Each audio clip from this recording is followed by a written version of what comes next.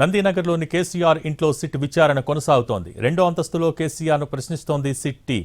అయితే ఆయన న్యాయవాదులకు అనుమతి ఇవ్వలేదు. విచారణ మొత్తాన్ని వీడియో రికార్డ్ చేస్తున్నారు అధికారులు.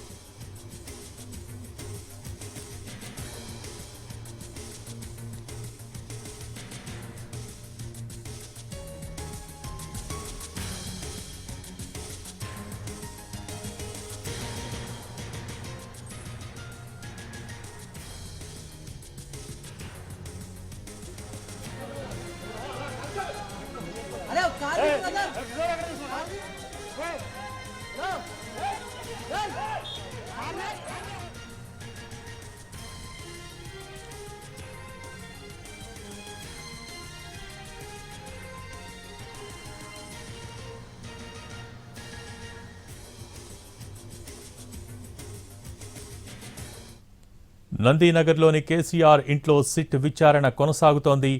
రెండో అంతస్తులో కేసీఆర్ను ప్రశ్నిస్తోంది సిట్ టీం. అయితే ఆయన న్యాయవాదులకు అనుమతి ఇవ్వలేదు. విచారణ మొత్తాన్ని వీడియో రికార్డ్ చేస్తున్నారు అధికారులు.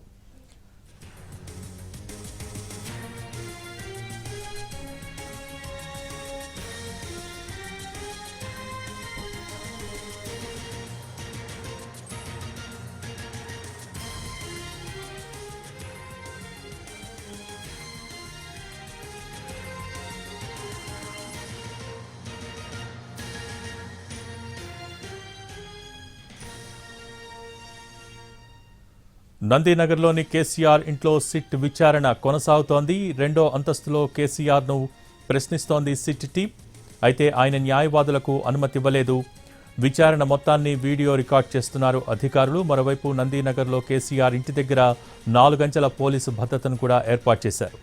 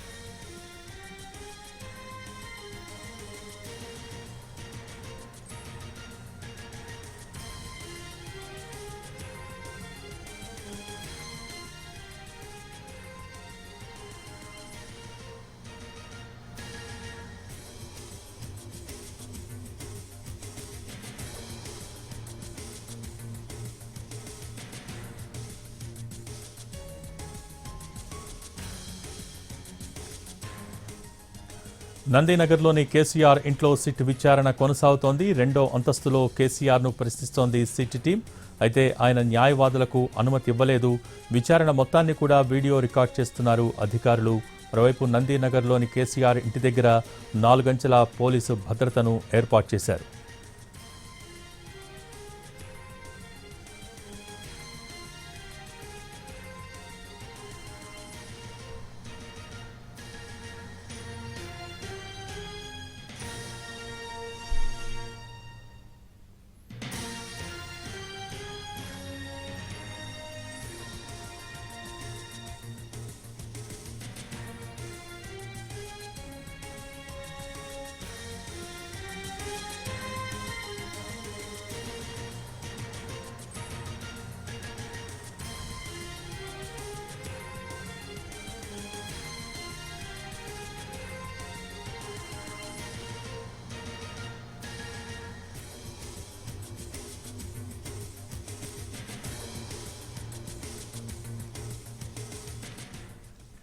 నందినగర్లోని కేసీఆర్ ఇంట్లో సిట్ విచారణ కొనసాగుతోంది. రెండో అంతస్తులో కేసీఆర్ను ప్రశ్నిస్తోంది సిట్ టీం. అయితే ఆయన న్యాయవాదులకు అనుమతి ఇవ్వలేదు. విచారణ మొత్తాన్ని కూడా వీడియో రికార్డ్ చేస్తున్నారు అధికారులు. అలాగే నందినగర్లోని కేసీఆర్ ఇంటి దగ్గర 4 అంచెల పోలీసు భద్రతను ఏర్పాటు చేశారు. పెద్ద ఎత్తున పార్టీ కార్యకర్తలు, నేతలు మరోపక్క తెలంగాణ భవన్ వద్దకు, పార్టీ కార్యాలయం వద్దకు చేరుకున్నారు. మొత్తం 4 అంచెల పోలీసు భద్రతను ఏర్పాటు చేశారు. కేసీఆర్ వాహనాన్ని ఒక్కదాన్నే ఆయన ఇంటి వైపు మధ్యాహ్నం పంపించడం జరిగింది. అయితే అటువైపు ఎవరిని కూడా, నాయకులు, కార్యకర్తలను ఎవరిని రానివ్వట్లేదు పోలీసులు. ప్రస్తుతం మనం చూస్తూ ఉన్నాం కేసీఆర్ ఇంటి వద్ద నందీనగర్లోని కేసీఆర్ ఇంట్లో ఈ సిట్ విచారణ కొనసాగుతోంది. రెండో అంతస్తులో కేసీఆర్ను ప్రశ్నిస్తోంది సిట్ టీం. అయితే ఆయన న్యాయవాదులకు అనుమతి ఇవ్వలేదు. విచారణ మొత్తాన్ని కూడా వీడియో రికార్డ్ చేస్తున్నారు అధికారులు. నందీనగర్లో కేసీఆర్ ఇంటి దగ్గర 4 గంటల పోలీసు భద్రతను ఏర్పాటు చేశారు. ఈరోజు ఉదయం సరిగ్గా 11:15 ఆయన వ్యవసాయ క్షేత్రం నుంచి ఫామ్ హౌస్ నుంచి నందీనగర్లోని ఇంటికి బయలుదేరారు. అక్కడి నుంచి దారి పొడవునా కూడా పార్టీ కార్యకర్తలు నేతలు నినాదాలతో హోరెత్తించారు. అలాగే ప్రభుత్వ వ్యతిరేక నినాదాలు కూడా చేశారు. ఎక్కడికక్కడ పోలీసులు వారిని నిలువరించే ప్రయత్నం చేశారు. అనేక చోట్ల రాస్తారోకోలు కూడా నిర్వహించారు బీఆర్ఎస్ కార్యకర్తలు. అయితే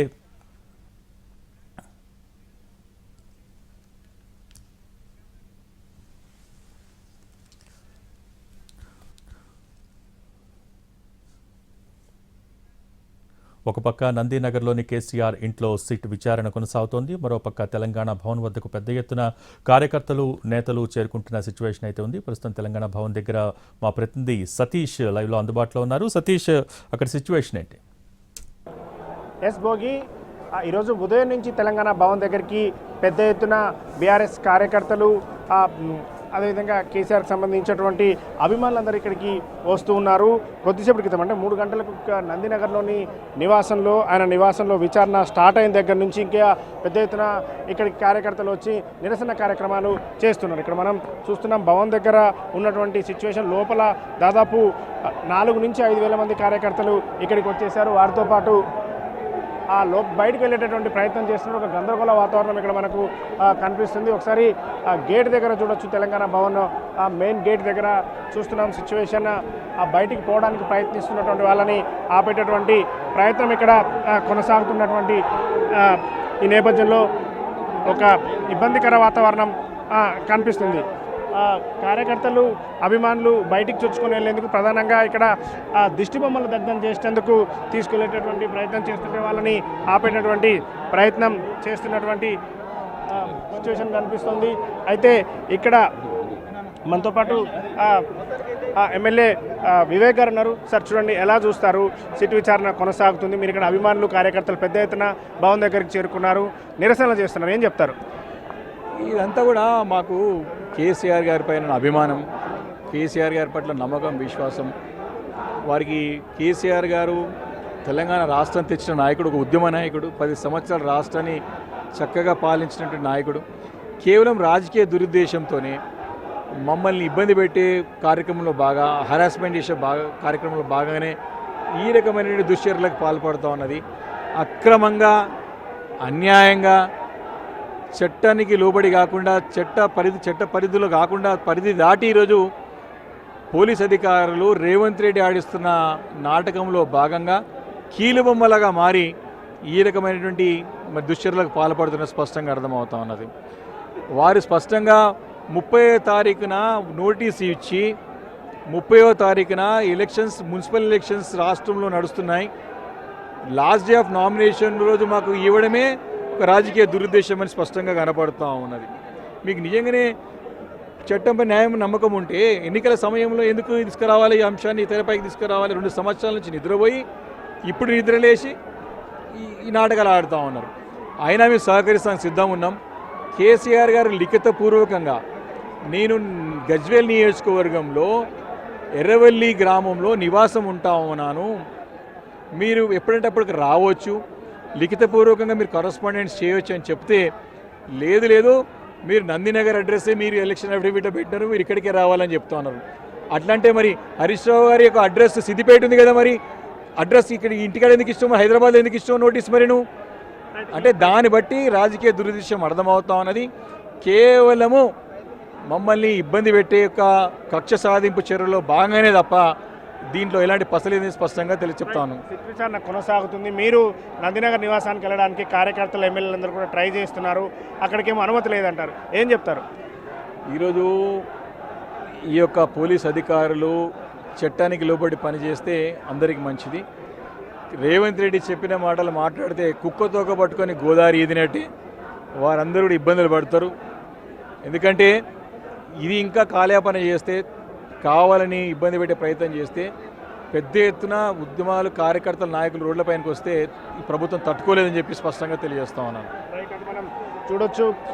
భోగి పెద్ద ఎత్తున ఇక్కడ కార్యకర్తలు తెలంగాణ భవన్ నుంచి అక్కడికి నందినగర్ నివాసం దగ్గరికి వెళ్ళడానికి ప్రయత్నం చేస్తున్నారు. అయితే అక్కడ అనుమతి లేదని చెప్పి బసవతారకం క్యాన్సర్ హాస్పిటల్ దగ్గరనే అక్కడే పోలీసు పికెటింగ్ ఏర్పాటు చేశారు కాబట్టి అక్కడే ఆపేస్తున్నారు. అయినప్పటికీ కార్యకర్తలు ఎలాగైనా సరే కేసీఆర్కి సంఘీభావంగా మేము వెళ్తామని చెప్తున్నారు. అక్కడ ఏదైతే గతంలో ముగ్గురిని విచారణ చేసినటువంటి సమయంలో కేటీఆర్ని, హరీష్ రావుని, అదేవిధంగా సంతోష్ రావుని విచారణ చేసిన సమయంలో జూబ్లీహిల్స్ పోలీస్ స్టేషన్ దగ్గరికి వెళ్ళి ఏ విధంగానైతే నిరసన వ్యక్తం చేశారో అదేవిధమైనటువంటి నిరసన ఇప్పుడు చేయడానికి కార్యకర్తలందరూ కూడా సన్నద్ధమవుతున్నారు. దాదాపు గంట సేపటికి పైగానే విచారణ కొనసాగుతుంది.